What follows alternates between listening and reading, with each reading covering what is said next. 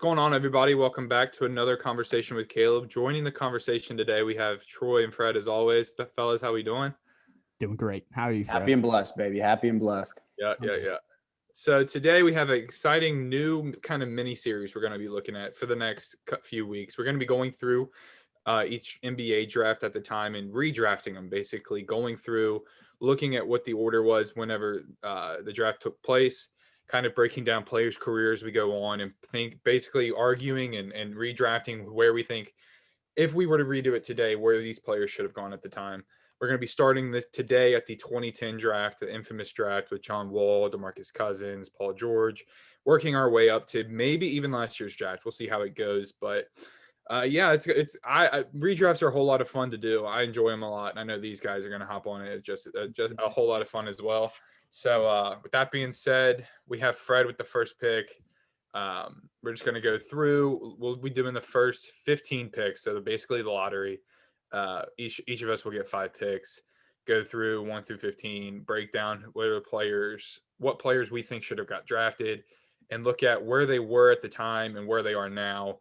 And that's pretty much it. I mean, am I missing anything there? No. Sounds good to me. Sounds good, man. Yep. So like I said, Fred has the first pick. So he'll be picking for the Washington Wizards. So Fred, why don't you go on? Man, I'll take a 6'8" forward from Fresno State, Paul George. Yep. 20 points a game for his career, 6 rebounds, 3 assists. But we all know what Paul George can do. Yeah. 6-time All-Star, 5-time All-NBA. Yeah. He's a dog. I mean, I think he was definitely the best player out of this class, and I don't want to say it's not close, but it's not close. It's Paul George. If you look at the time, this is what we were talking off camera. Like, if at the time, I think everyone in the world knew who the number 1 pick is, and it was John Wall. He was the best player in college. And John Wall's had a great career. I don't think maybe the career everybody thought he would have, but he's not a slouch. Paul George really took a leap. And if you look at the Wizards roster from 2008, 2009, they had Gilbert Arenas and Caron Butler, Deshaun Stevenson, JaVale McGee, Antoine Jameson, Brennan Hayward. I think that was their, maybe not McGee, but that was like majority of their top 5, starting 5. And so they needed help. They needed another scorer, I think, because like Caron Butler really couldn't take that leap. And I think if I remember correctly, like Jameson was really starting to take a downward spiral at the time in his career. So if you could bring Paul George in and like let him be like you're starting to guard and let him just try, score 15 to 20 points a game his rookie year, I think he would have fit in that team kind of good. You know what I mean? Yeah. What we know of Paul George now, obviously, like hindsight's always 20/20. That's why these are fun to do. Right. But I'm sure there was some doubt. A kid from Fresno State, that's a small college. And while now we've seen, some guys come in from small colleges, Damian Lillard, CJ McCollum, just off the top of my head, from really small schools being able to, and Steph from Davidson. And so, and Paul George, elite 2-way player. And I don't think there's any debate who could have. He was originally picked 10th. So this is a big leap for him. It goes from 10 to 1. So that's pretty cool. I think that pick was pretty much obvious, though. You know what I mean? If you look back at all these guys up to this point. I agree. This is where it gets interesting, 2 through 15. This is when it could get interesting. Yeah. So that leaves me up next. So I will have the second pick, picking for the Philadelphia 76ers. If you look at the 76ers at the time, they had Elton Brand, Samuel Dallenberg, Dallenberg was low-key, man. Dallenberg. Jesus, haven't heard that name in a while. Andre Iguodala, he was pretty solid for them. Willie Green, Andre Miller, Drummond. That was pretty much it, really. I mean, and Thaddeus Young and Lou Williams. Lou Williams, I don't think was really what he is now. But he wasn't the Lou Will we know. But if you look at the roster and you look at the guys' careers, I think I really have 2 names in mind here. But given the fact that they have Iguodala, I'm going to give them John Wall with the second pick. I think Wall alongside Iguodala and Elton Brand, I think he would have been exciting to watch in Philadelphia. And I think the fans would have picked up on him super, super quick. Rookie John Wall, man, he was exciting to watch. So fast, so explosive. I mean, we saw it at Kentucky, obviously. We got a year of it at UK. That was awesome. Yeah. It's one of those things where you wish his career, he could have stayed healthy this whole time and to see what would have happened. But I mean, even with all the injuries he's had a very good career up to this point. So I think the 76ers would have embraced him with open arms. He's one of the best defensive guards we've seen in a class in a while. And when it comes to, he's a one-time. Now, this can be deceiving. He's only a one-time all NBA defense. But again, the injuries and, all that But yeah, John Wall. The only thing that really he struggled early on was shooting. That's all. Like, everybody kind of saw him as a Russell Westbrook, and now I think he's developed his game further along than Westbrook. But yeah, John Wall. I think he went from 1 to 2, so not far of a drop off for Wall. I love John Wall. Great kid. Fred, what you got to say about John? One of probably the funnest player we've seen at Kentucky. It's been 11 years ago, 10 years ago, which is crazy to even think about. That team was so fun to watch, man. And like Caleb said, when he came into the league, dude, everybody had such high expectations for him, and he backed it up. Yeah. Injuries kind of caught up to him. When I think of like prime John Wall, I think about him running like coast to coast and doing that little behind the where he literally takes the ball behind and dunks it. Or the spinning layups he would do. Yeah, he's crazy. So explosive, so fun. And I think the Philadelphia fan base needed a guy like that at that time. Like Iguodala kind of was exciting and whatnot, but like to have a point guard to run your offense and to learn from a guy like Andre Miller, who like had a long career in the league, I think he would have helped him out a ton. Dude, I think the big thing, I don't know if Troy harped on this, but he averaged 9 assists for his career. Yeah, I mean, that's solid. I don't think you really think about him for his passing. Yeah, not a lot of people see him as like a great playmaker, when in reality, he's a very, very good That's hard to do for his career, is 9 assists a game. That is very hard to do, especially 10 years. Bad Wizard teams. Well, he made the playoffs with Brad Beal, and Paul Pierce was there for a stretch, and Marcin Gortat was there for a while. He made Gortat good, man. Yeah, he had a couple good years. Gortat was a name that a lot of people started putting respect on for a while there, because his Orlando days weren't great, but then he went to Washington and picked up a really nice role on a playoff team. He fell off face of the earth. That's a name I haven't even thought of in a while. That kind of just came back to me. Yeah, but I think Philly fans would have liked John Wall here better than Evan Turner. Evan Turner, big dud. But he was picked. He was originally picked second. Evan Turner. So instead of Evan Turner, Philly fans, you get John Wall. So congrats. So I'm 3 here. Yeah, Troy's 3, and this is the New Jersey Nets. So at the time they had Ryan Anderson, Vince Carter, which I don't remember him being there that long. Vince was there for like 5 years, wasn't it? He was there for a quick stretch. Yeah, for sure. I don't remember him being there this late though. I'll look it up. Let's see. Keon Dooling, Chris Douglas Roberts, a name I haven't heard in forever. Devin Harris, who was a 1 or 2 time All-Star, I believe. Point guard. Jean Leon, Brooke Lopez. That's pretty much it. The Nets, I think this is when they really started to take the turn for the worst. Vince was there for 5 years, yeah.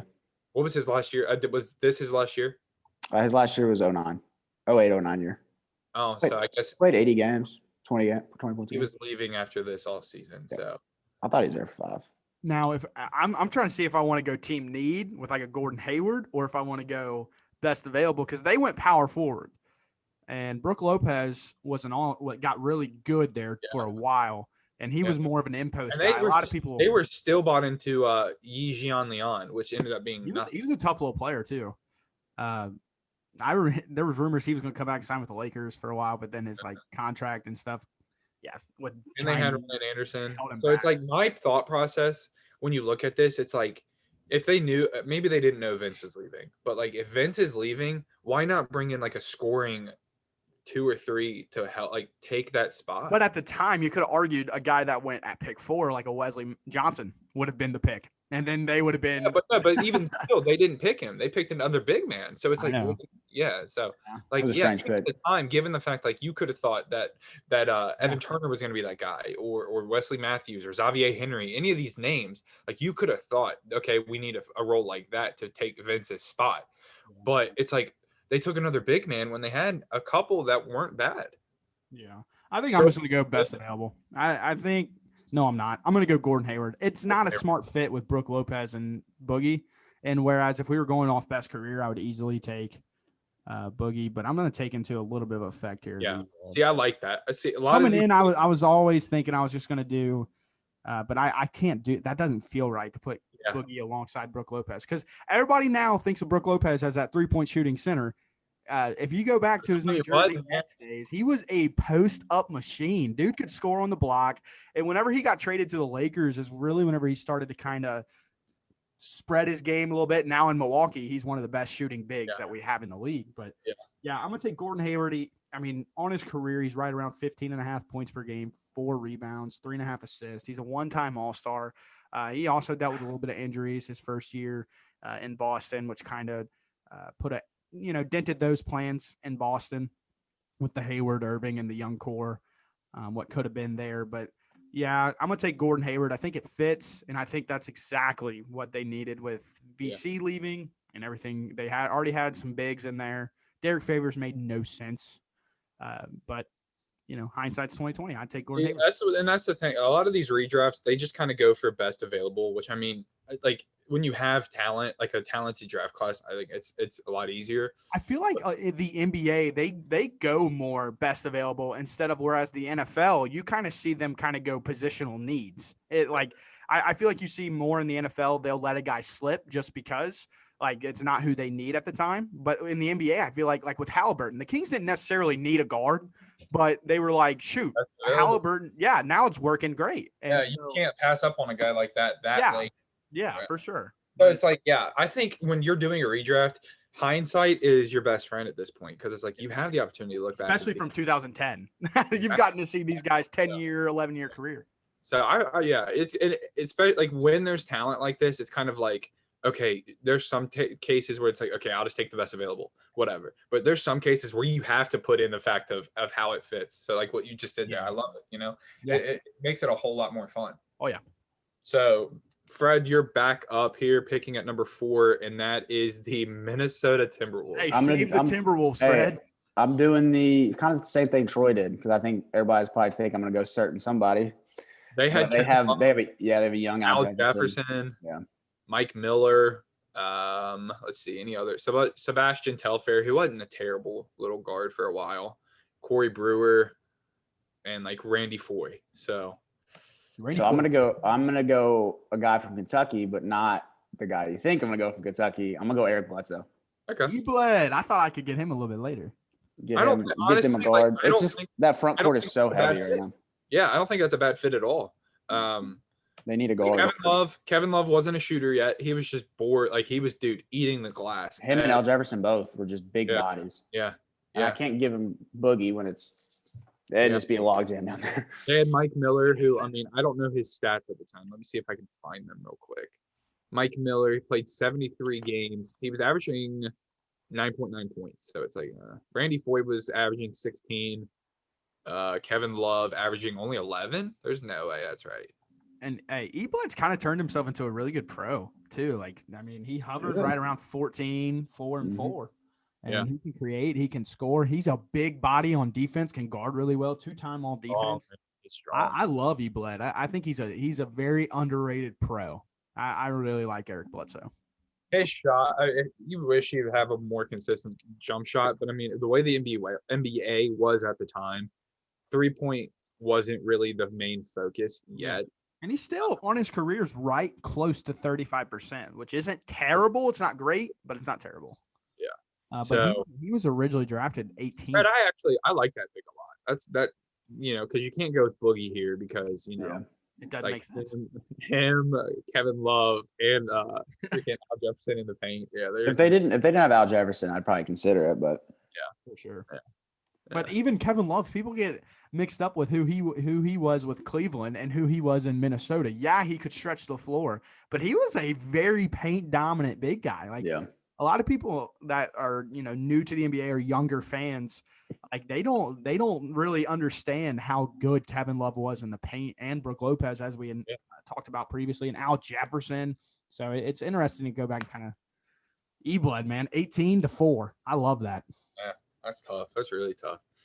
And that dude, that's perfect. And this is like what I was explaining earlier. You don't always just go best available for a redraft because best available, obviously DeMarcus Cousins. Well, now he's in there with 2 other dominant big men. That's never going to work out. That team could be good with Eric Bledsoe, Kevin Love, and Al Jefferson.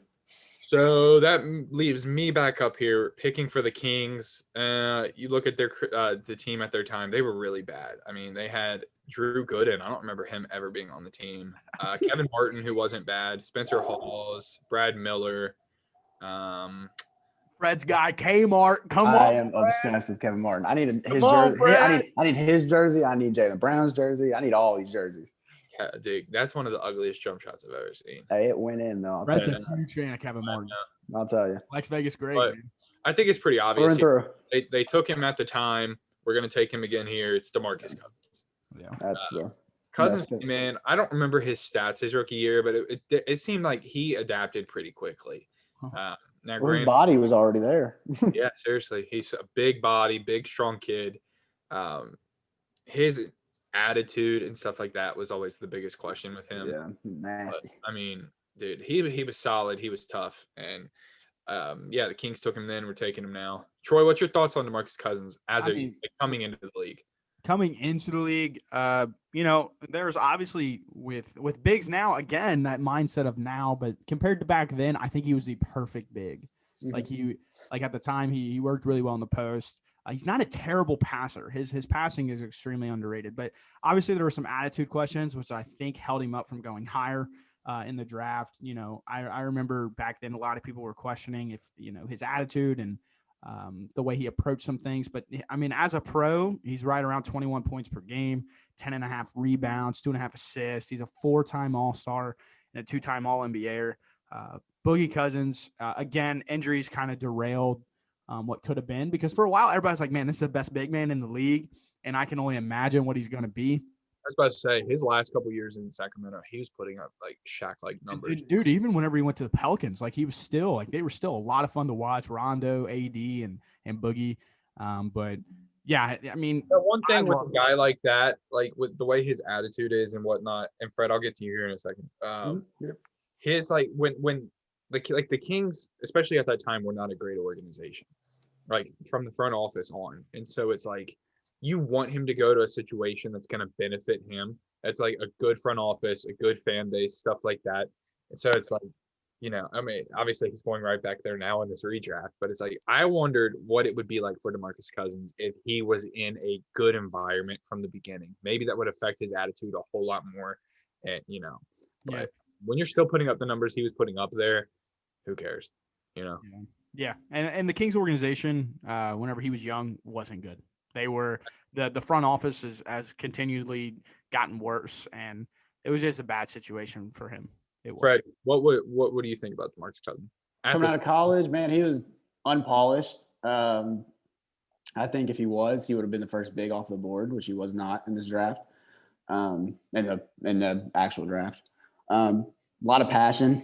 I think the attitude problem was definitely the issue going in, but I liked DeMarcus, man. I love how much passion he plays with, and I mean, yeah, he's a hothead, but I'd want him on my team over anybody else. I wouldn't want to be playing against him. I'll tell you that. Yeah, because he'll go down with you. Man, he loves his guys. So I've always liked DeMarcus as a person. And Boogie is the first one on the redraft so far that stuck through with his pick. Well, let's just be honest. If he stayed healthy, he would have been a max contract guy. Easily. Oh yeah, without a doubt. I mean that has to be said for sure. I feel bad for him, honestly. I wish he got his max contract money. Yeah, me too. I mean, he got paid in Sacramento, but nothing like he could have been. Yeah, he could have been a $200 million guy. Yeah. Like he would be making like what Rudy's making right now. Yeah. Maybe So more. I'm 6. Caleb, give me the Warriors roster. So this doesn't have Steph Curry on here. I don't know why. He was on the team, wasn't he? I would think so. What draft class was Curry? He was like 08 or 09, wasn't he? I'm not sure. Because it was Durant was 07, 08. Yeah, It so doesn't have him he's on. probably on the team. Yeah, Yeah. but I don't have him on here. That's why I kind of went silent for a minute because I'm trying to find. But anyways, for the names it has on here, it has Monte Ellis, Al Harrington, Steven Jackson, Corey Maggette, Anthony Randolph, which I low key liked Anthony Randolph out of LSU. They got some boys on there, boy. TJ Watson, Kalina Azubuike. Hey, I wouldn't want to see them in a dark alley. You kidding Yeah, me? for real, for That's real. Brett's kind of Woo! team. So- I think Yeah. my team's kind of easy. And I mean, and they had Steph Curry. I mean, maybe he was hurt his entire year. Maybe that's why he didn't write him down. But I don't remember him. Problems early, but I'm gonna see if I can find it on a different website. That's but strange. I mean, that's their roster for the majority. yeah, of it. I don't think if Steph's on there or not would impact my pick. I'm gonna take Hassan Whiteside, who originally went 33rd. Yeah. and kind of just that defensive anchor that they seemed like they were lacking. And, with the guard play and the forward play of Steven Jackson, Corey Maggette, then they had Monte Ellis, who was extremely tough. I and agree. Steph was on the team, so Steph was in there. I would take a Hassan. I mean, on his career, he developed so late though. That's like the quote.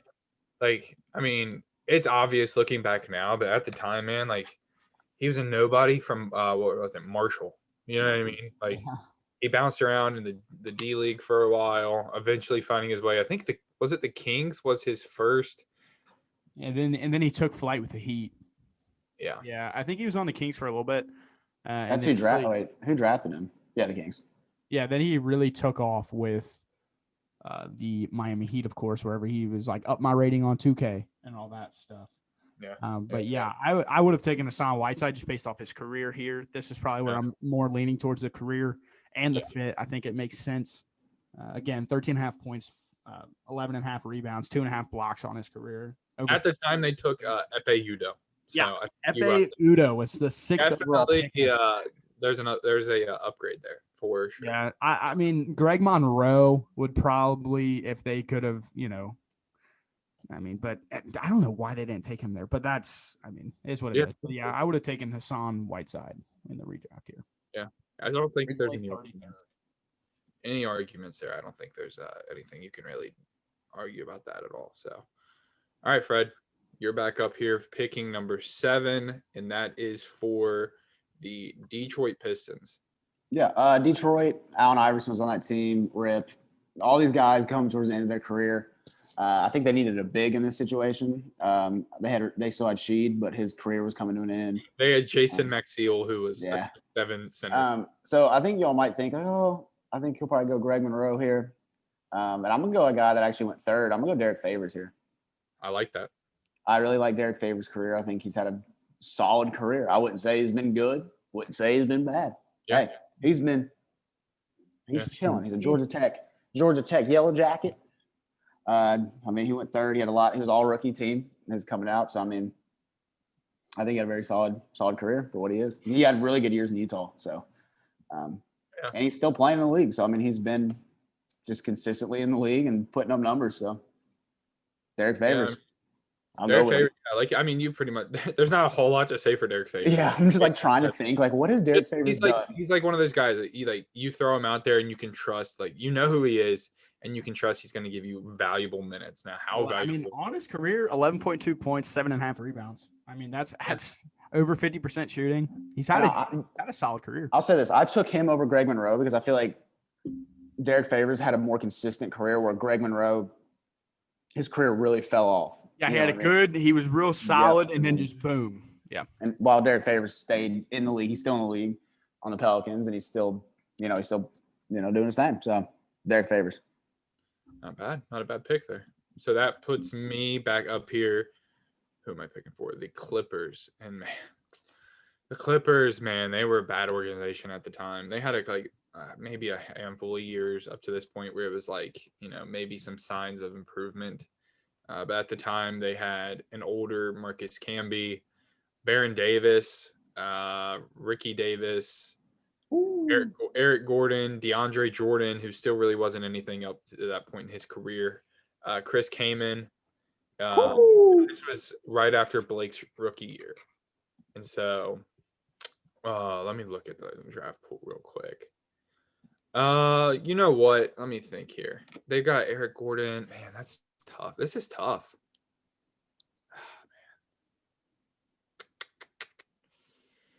Let me look at their big men again real quick. Man, this one's tough, guys. I'll take Avery Bradley. I think put him alongside a scoring Baron Davis, and then you can have you could have him come off the bench and defend team's best point guard, whatever. Like you can fit him into a solid role alongside Baron Davis and an Eric Gordon. I don't think his game takes away from theirs and vice versa. Yeah. Avery Bradley was really highly recruited coming into that college season. He was above John Wall in some case, in some list. I remember that. Like I'm pretty sure he was the number one. Him and Derek Favors, both. Yeah, it's crazy. What'd you say, Troy? I love Avery Bradley, dude. Yeah. He's one of the best. Still, like I don't know if he still is now, but I remember last year whenever he did play before the shutdown, he was still one of the best on-ball defenders in the league. Like, dude can just sit down and guard. He can hit the outside shot. He kind of became the Lakers' like third man for a while, where he was really rolling. And I love Avery Bradley. I wish him nothing but the best. And yeah, he deserves it here. He was originally picked 19th. So he is now a top 10 pick. Congratulations, Avery Bradley. I mean, he's averaged 11.5 points for his career. And it's like when when you're a guy known for your defense like that and you're still averaging 11.5 points for your career. Two-time all defense. Yeah, I think that's solid, man. And a champ. You kidding me? Yeah. Love that. Yeah. So, yeah, I took Avery Bradley there to go to the Clippers, which, I mean, not a bad pick. So up next is the Utah Jazz, and that is Troy. Yep. Look at them right this season. Darren Williams was really, really good. Paul Millsap, Kyle Korver, Andre Karolinko, Carlos Boozer. It was like this was the core that like got them to like the second round of the playoffs every year. They had a really good record, I do believe. Yeah, like ultimately to get them to the playoffs every year to lose in the second round. But I mean, they had like a solid core. Yeah, and they picked really well. They actually picked Gordon Hayward here, so they made a really nice selection. Yeah. But with that core, I'm pretty sure that like this was a year they kind of started weeding out of all those players, though, correct? Because then that next season they kind of were awful. Yeah. So I think with that, who am I going to take? Sheesh. Gosh, this is hard. I'm going to take Greg Monroe here. Okay. I just think, early on, they needed a boost in their front court, and with no Gordon Hayward on the board, I think that this is probably the best available. Their starting center for all those years was Mehmet Okur, who was like a stretch big. And then like, off the bench, they had like three other centers, like Kosta Koufis, but I don't think he had really developed anything yet. No. Jaron Collins. So it's like another solid big like Greg Monroe. Yeah. I think if he would find his way into the rotation for sure. Yeah, he averaged 13 points and 8.5 rebounds on his career. So I mean, like when he did play, he was a solid big. Real funny story real quick. I hated him because in NBA 2K, my career, I was always power forward and I always got matched up against him, and he used to like destroy me, and I hated him for it as a kid. I was like, man, I hate Greg Monroe, but my earliest 2K memory for my player is this draft class because you were doing you were playing against the combine. Yeah, it was fun. Yeah. Whenever my career was fun. But yeah, I would take Greg Monroe there. I think it fits. Yeah, I mean, he's got Paul Millsap to be his vet and to learn a lot from and whatnot. And I mean, we've already established he's a solid player. And so, yep. So Fred, you're back up here for the Indiana Pacers, who they're not getting Paul George. So whoever they get here is a downgrade and a major one at that. So their roster was terrible. They had Jeff Foster, who was 90 at the time. They had Mike Dunleavy, who was 76 at the time. Brandon Rush was not that good. Years after this, Roy Hibbert was A-okay. They had Jarrett Jack, who is still getting buckets in the G League. But I'm gonna is he for real? Dude, he had like he had like what? What do you have for really well? Yeah, he didn't miss something like that. He went like 8 for 10 from field. Anyway, I'm gonna go point guard, and I'm gonna go undrafted. Jeremy Lin, Harvard, give him to me. Jeremy Lin. That's crazy. For his career, almost 12 points a game, 3 rebounds, 4 assists. Linsanity. The birth of Linsanity. Hey, he's a champ too. Yeah, championship DNA. And this is there are only 2 point guards on the roster are TJ Ford and Travis Diner. Yeah, that's why I gave him Jeremy. I mean, obviously, like at the time, nobody knew who Jeremy Lin was. But, given his rise very quickly into a role, it's like, okay, yeah, he's obviously going to get taken now. But I mean, at the time, if Jeremy Lin probably would have gotten taken anywhere above 45, I think people would have been like, what in the world? Yeah, what are we doing? This was a very bad point guard class. It was. Yeah. Danny Granger was solid too for the Pacers. I like Danny Granger. He just couldn't stay healthy. Yeah. He reminds me a lot of Brandon Roy. He wasn't that much old. Like, he wasn't that old at the time either. And so it's like Imagine if he stayed healthy with Paul George. his career fell off so quick. It's one of those that sucks, man, But so Jeremy Lin off the board there Yep. for the Indiana Pacers. Okay. So that brings me up next for the Hornets, who at the time took Cole Aldridge. You say which one? Great college player. Yeah. Great. He played 8 years in the league, man. The Hornets. He got paid by the Thunder too. Like I'm pretty sure he got like an $8 million contract. Good. Yeah. He was one of those guys where it's like you throw him out there for 15 minutes, he's going to defend and get a couple boards, whatever. So I'm picking for the Hornets here, who did not have a bad team. They had Rasul Butler, Tyson Chandler, Antonio Daniels. Let's see here, Chris Paul, Chris Paul, one of the top point guards in the league at this point. Still is. Morris Peterson, James Posey, Peja Stojakovic. Dude, love me. I love me some Peja, and David West. So, oh man, okay. Let me take a look here. I have an idea of where I want to go, but I am not sold on it whatsoever. So give me, you know what? Give me Nemanja Bjelica coming off the bench for them. Spread the floor out a little bit for him, coming off the bench, hit some threes. Play backup minutes for David West. And I think, small ball really wasn't much of a thing back then, but you could throw him out there with a David West as well, and it would fit perfectly. And Tyson Chandler, he's a big man that could fit well with both their starting big men. Oh, yeah. And so, I'll go Nemanja Bjelica. He is almost a 40% career three-point shooter. I'm pretty sure he's 6'10", 6'11". Nemanja Bjelica was originally taken 35th. So he didn't go back overseas after a bit. Yeah. Great pro right now. Just a great pro. Just that spread the floor. Kind of reminds me of a better Ersan Ilyasova, where he just spreads the floor very well. Very well. Ilyasova was cold. Yeah. I would say good pick. Good pick. Yeah, that's my thing. They need because their starting five was very solid, and at this point, you're not going to find somebody to take. I know some of these teams. I'm looking at their roster. I'm like, wow, they were a top 10 picking team here, and now 11th. It's like, wow. Yeah, I like the Hornets. Bjelica to play alongside both those big men. Tyson Chandler to protect the floor. David West more of a scoring, but he was I think he had a mid-range game, but it was all pretty much fairly inside. Bjelica spread the floor, work some pick and pops with Chris Paul. I like it. I already know my pick here at the Grizzlies. I'm the Grizzlies picking 12.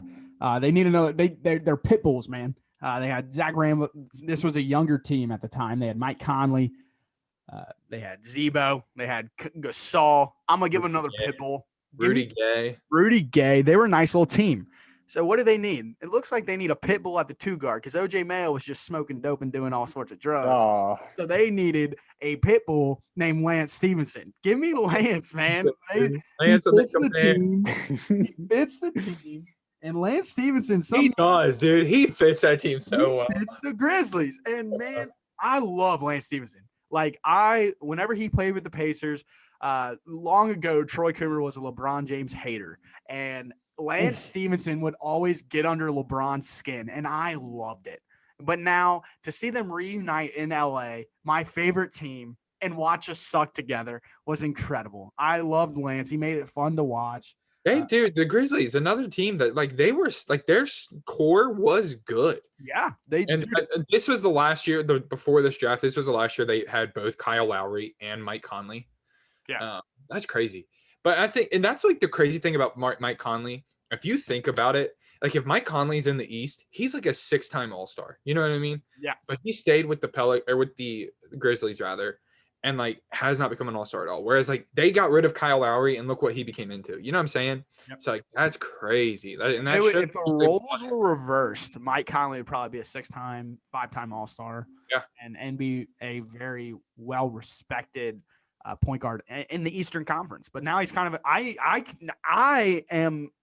I underrate him. I do. And that, to a sense, it could hurt that he plays in the Western Conference for all of his career pretty much. But yeah, I think Lance Stevenson fits that team. This is my favorite pick. I think it flows beautifully. It fits the Pitbull style. And I think this was the last year they didn't make the playoffs for a stretch of time. Fred, I'm excited to see where you go up here next with the Raptors. This is the last year we all know they had Chris Bosh before he takes off to go to Miami. And if you look at their roster, so the roster at the end of the 2008-2009 season, they had Marcus Banks, Chris Bosh, Andrea Bargnani, who I actually like, Jose Calderon, Joey Graham, Chris Humphreys, Jason Capono, Sean Marion. I do not remember Sean Marion being on the Raptors. Sean Marion? Yeah. I don't either. Jamario Moon, Jermaine O'Neal, who at this point in his career really was, I mean, he had really taken a downfall, and Anthony Parker. So this is a team that, like, at this point, they just need whatever they can get because they're losing their star player, and they really took a turn for the worst for the next couple of years after this. So, Brad, let's see where you're going. I'm going to take a guy who played the second most games out of this whole draft class, and that's Evan Turner. Evan Turner? Okay. He had the biggest fall, I think, of the ones taken so far. He's a coach now. Like, he is on the Celtics coaching staff. Man, I mean, he played 705 games in his career, almost 10 points a game, almost 5 rebounds a game, almost 4 assists a game. He averaged 17 points. He's like a rebounding 3. Yeah, he wasn't who people thought he was going to be, but he wasn't like absolutely terrible. I think he got a bag from the Blazers too. Like, yeah, I just think he's a quality pro, and I just think that's what Toronto needed in that situation, especially if they thought they were keeping Chris Bosh. Like, that'd been perfect. Yeah. So Yeah. Evan Turner, I think he's best available here. So, and he fits his team decent because they have bigs. Like, they just kind of need another wing. So Fred, with his last pick, is sending Evan Turner up to Toronto. Not bad. Yeah, send him up there. He'll be all right. Yeah. So that puts me back up here picking for the Houston Rockets. And this one's really weird and hard to do because if you look at their team, they're all older, but they're all solid. It's like Rafer Alston, Shane Battier, Chuck Hayes. I met Chuck Hayes when Kentucky great. Come on. He came to my school when I was in elementary school when I was living in Winchester, dude. And he signed a little basketball I had, and I kept it forever. Carl Landry. I think this was the year they traded for Kyle. They traded for Kyle Lowry, I think, right? Houston Rockets, yes, sir. Yeah. Kyle Lowry, Tracy McGrady, Yao Ming, and Luis Scola, and Metta World Peace. So it's like, but I mean, you look at that team, but like you have to take into consideration a lot of them are getting older. Tracy McGrady and Yao Ming can't stay healthy. So it's like, dude, I think they made a good pick for what they did. I don't know if you'll go with him again, but yeah, I mean, for what it was. Yeah, like you might have to. You know what I mean? I mean, there's one guy maybe, but yeah, I mean, I have 2 names in mind here, but I'm sure we're thinking the same too. I'm gonna go. I want to throw just a random pick out there just for fun. And you know what? Because Tracy McGrady's slowing down a little bit, I'm gonna throw all of you off guard, and I cannot wait to do it. I'm gonna do it just for the fun of it. Tracy McGrady's slowing down a little bit. Shane Battier's older and defensive minded. Give me Jordan Crawford. Oh God.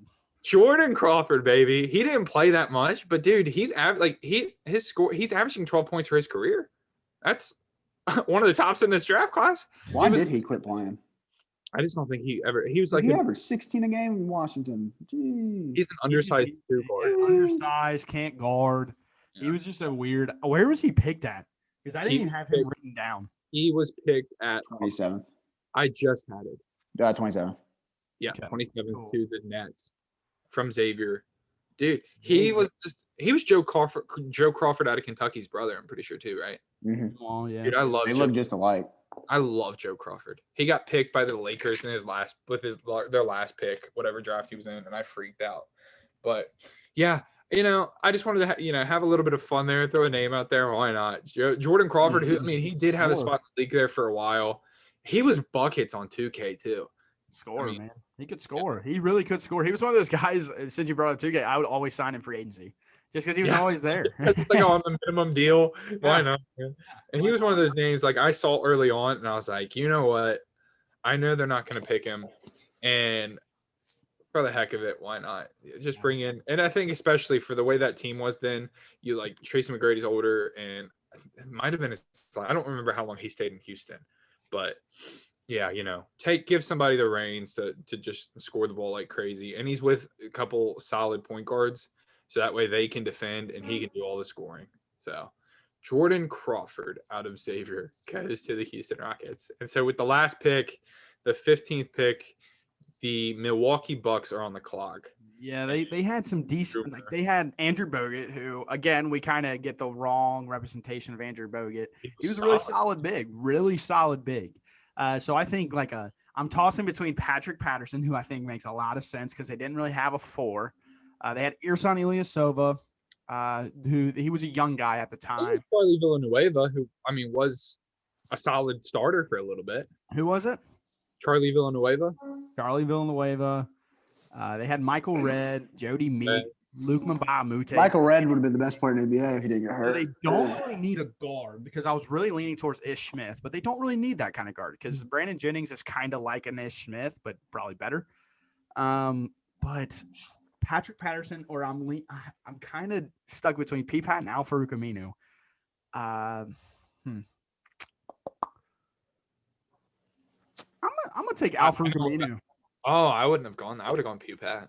Really? I'm gonna go for Aminu. I don't like looking at their roster. They didn't really have a 3.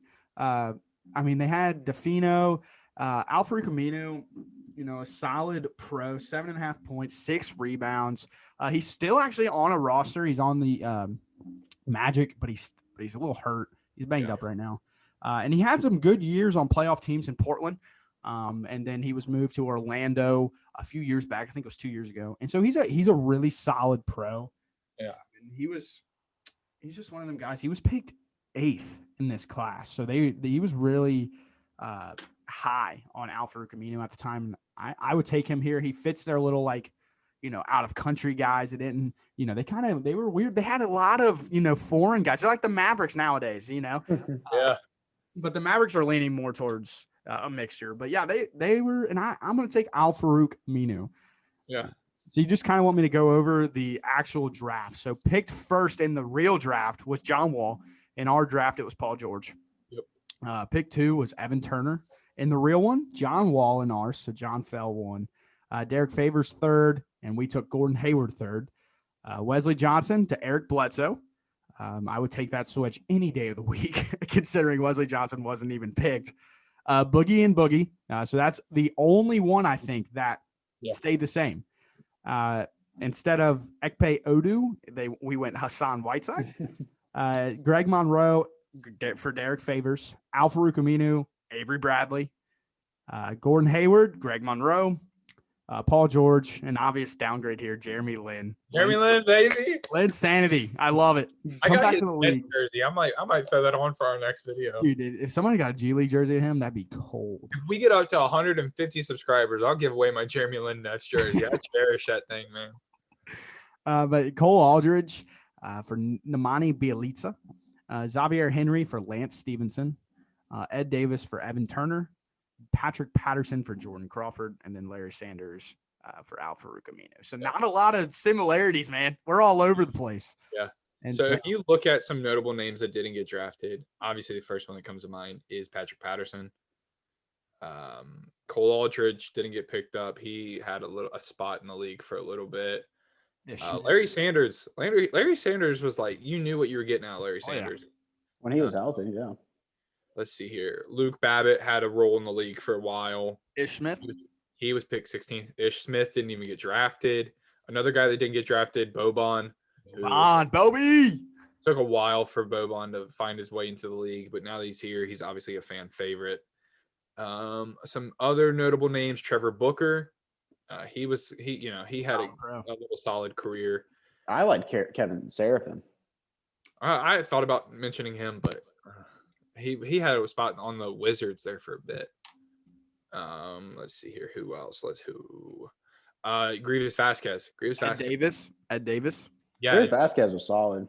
Yeah, I walked right over Ed Davis. Yeah, Grievous Vasquez was like a nice little point guard coming off the bench for a lot of teams. Quincy Pondexter, who is he still? No way he's still in the league. I think he might still be in the league. I just don't know if he plays. Who? Nah, he played the last time he played was for the Kings. No, the Spurs.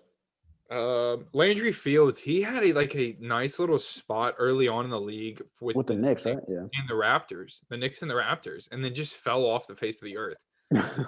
Couldn't tell you what happened to him. Because he played with Jeremy like during Insanity, right? Yeah, I liked Landry Fields out of Stanford. I mean, for what it is. And then other than that, there's not really any more names. Jeremy Evans was in this draft class. Didn't he win a dunk contest one year? Yeah, remember he dunked over a picture of himself dunking. And then One last name I'm gonna throw out there just because he was like a college All-American. Luke Herringody was in this draft. So good in college. The next Luke Luka Garza. So Yeah, that's a hot take, Troy. that's the 2010 draft. Honestly, not that good of a draft class. Let's be honest. Awful draft class.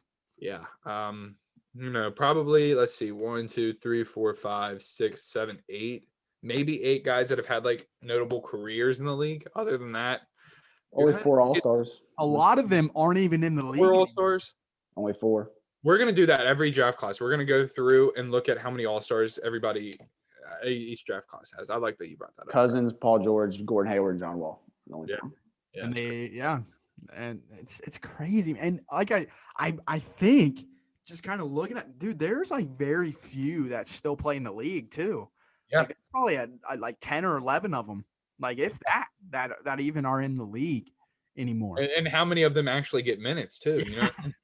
Like crazy. Patrick Patterson. Patrick Patterson doesn't. I mean, he does some games. Sometimes some games he's not even playing. Whenever the Clippers had JaMychal Green, he was not getting minutes. He was not in the rotation. Yeah. So it's crazy. Next draft class could be fun. I'm so excited to start this. We're gonna do this every Sunday for the next few weeks, and it'll drop probably Monday or Tuesday. We'll probably do next 10. We'll for sure do all of them. 20. But yeah, but let us know if there's a draft class that you guys would like to see us do that's before this 2010. I think the 2009 one would be a whole lot of fun because you have James. We might do another decade one here. James 2000, Stephen Curry, Blake Griffin, like that draft class was a whole lot. We might have do to the 03 one, bro. 03 with Bron, Melo. Yeah. So yeah, but for now we're gonna stick with 2010 all the way up. But unless you all let us know what draft class you want to see us do, we might throw it in there just for fun. But might have to. I'm excited to get this going. This was a good first one to start it off. Can't wait to do this every week. And 2011, here we come, man. But all right, you guys got any closing remarks here? I'm good. A lot of fun.